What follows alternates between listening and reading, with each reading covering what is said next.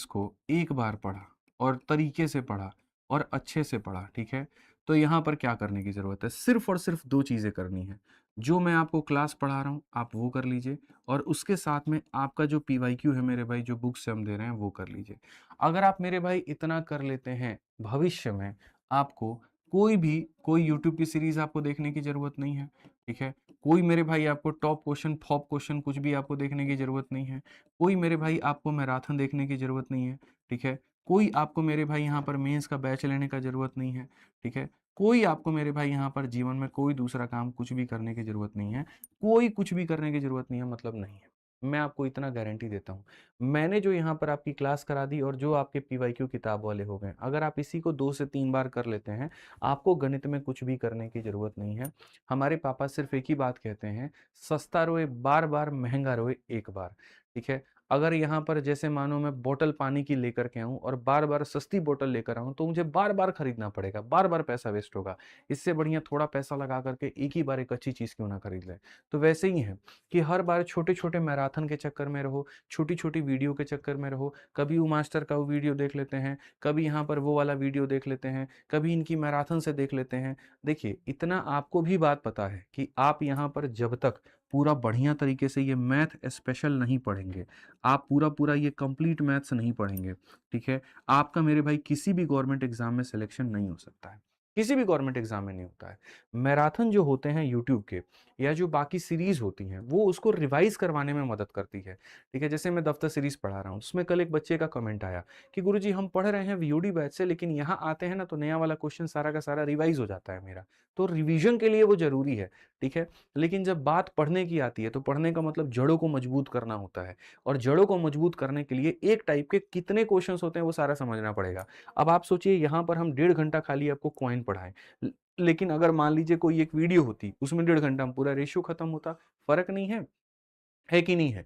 तो इसीलिए मैं आपसे कहता हूँ कि मुझे आप 8 से 9 महीने का वक़्त दो और इतने में हम आपका गणित इस लेवल का पहुँचा देंगे, आप यहाँ कोई भी किताब लेके बैठो, कोई भी शीट लेकर के बैठो, किसी का कुछ भी लेकर के बैठो, आप सब बना पाओगे। किसी परीक्षा में आप जा कर के मेरे भाई पेपर दो, आप उसमें पूरे गणित में नंबर लेकर आओगे। आप एसएससी की परीक्षा दो, आप रेलवे की परीक्षा दो, आप कोई भी परीक्षा दो, पूरे नंबर आएँगे। अब कुछ बच्चों का क्या रहता है, नहीं जी हमको तो खाली ग्रुप डी का तैयारी कर रहे हैं, ग्रुप डी के हिसाब से पढ़ाइए। भैया वो संभव नहीं है। मैथ स्पेशल का मतलब होता है ऐसी तैयारी यहाँ पर ऐसा मेरे भाई हम आपका गणित करा दें कि आप कोई भी एग्ज़ाम देने बैठें, आप उसको क्रैक कर लें। जिस दिन ग्रुप डी की तैयारी करनी है, तो ग्रुप डी के नाम से जब स्पेशल बैच आएगा, तो जाके उसमें पढ़ लेना। जैसे जीडी स्पेशल आया, अब जीडी स्पेशल आया, तो जीडी स्पेशल में मैं क्या करा रहा हूँ? सिर्फ़ जीडी के लेवल का।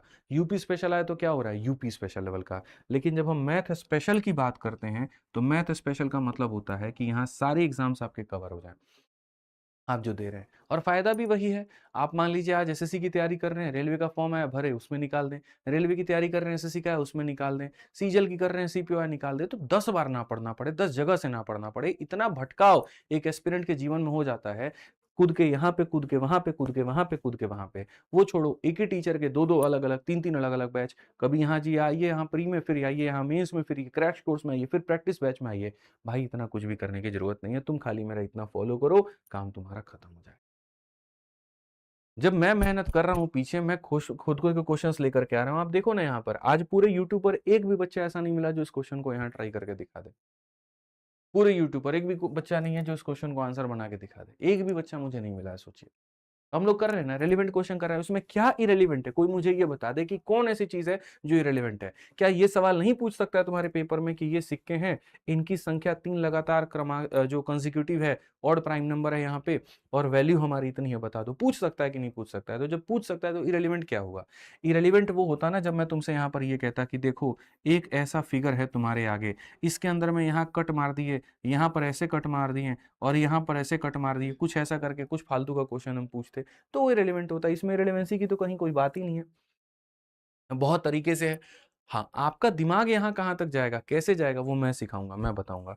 तो आप लोगों से इतना अनुरोध है जो मुझे पिछले कुछ समय के अंदर में टूटते हुए आप लोग दिखे हैं वो ये रेगुलैरिटी की कमी है। आप रेगुलर नहीं हो पा रहे हैं, टाइम पर प्रेज़ेंट नहीं हो पा रहे हैं, पीछे की वीडियो नहीं देख पा रहे हैं। इस सैटरडे मेरी क्लास नहीं लगी। आप में से कितने ऐसे बच्चे हैं जिनका जो बैकलॉग था उसको कवर किया आपने जाकर के? एक बच्चे ने भी नहीं। अगर आप बैकलॉग कवर कर लेते आज आपको परेशानी नहीं होती। आप अगर मुझे बार-बार रोकेंगे, सर इसको रिपीट कर दीजिए, सर इसको दोबारा बता दीजिए, सर इसको ये कर दीजिए, तो वहाँ पर मेरी ही गति धीरे होगी और धीरे होगी तो फिर मैं यहाँ ये सोचूँगा यार बेसिक क्वेश्चन इनको पकड़ में नहीं आ रहा है, तो ये वाला ये कहाँ से पढ़ेंगे? फिर मैं तो ऐसे क्वेश्चन्स लाऊँगा ही नहीं, फिर तुम्हारे दिमाग खुलेंगे ही नहीं और यही काम पिछले से 2 बैच में 3 बैच में बच्चों ने मेरे साथ में किया था, जिसके कारण मैं उस लेवल तक को टच नहीं कर पाया, करा नहीं पाया, ठीक है? बट मैं नहीं चाहता हूँ कि इस बैच में ऐसा हो, मैं बड़ी ईमानदारी से, बड़े दिल से, बड़े अच्छे से पढ़ाना चाहता हूँ। तो आपसे इतना अनुरोध है कि कम से कम जैसे मानो कोई फ्रेशर बच्चा भी है, एप्लीकेशन में किसी बैच में जुड़ रहा है, तो भाई क्लास नंबर 1 को देखो पहले तुम, 2 को देखो, 3 को देखो, तब आओ यहाँ पर। एकदम आकर के इसमें ये कैसे है, वो कैसे करोगे ना, तो इससे डिस्टर्बेंस क्रिएट होगा, माहौल बिगड़ेगा। एक तो बफरिंग की वजह से दिमाग खराब रहता है, सारा टाइम दिमाग में वही चलता रहता है और दूसरा वहाँ पर आ जाए ना तो वो फ्लो टूटता है, वो पढ़ाने का जो मेरा एक रिदम है, वो रिदम टूटता है और मैं नहीं चाहता कि मेरा रिदम टूटे।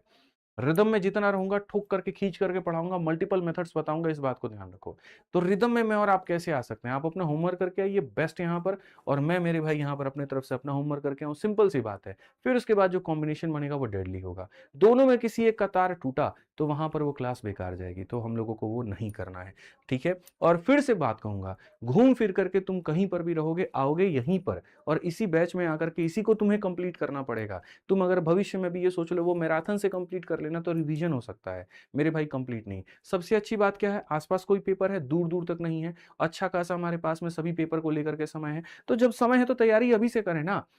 सोचो जो पेपर के समय में जो लोग जागेंगे और वो सोचेंगे हम तो मैराथन से कंप्लीट कर रहे हैं, इसका मतलब तुम पागल थे जो 6 महीने से पढ़ रहे थे?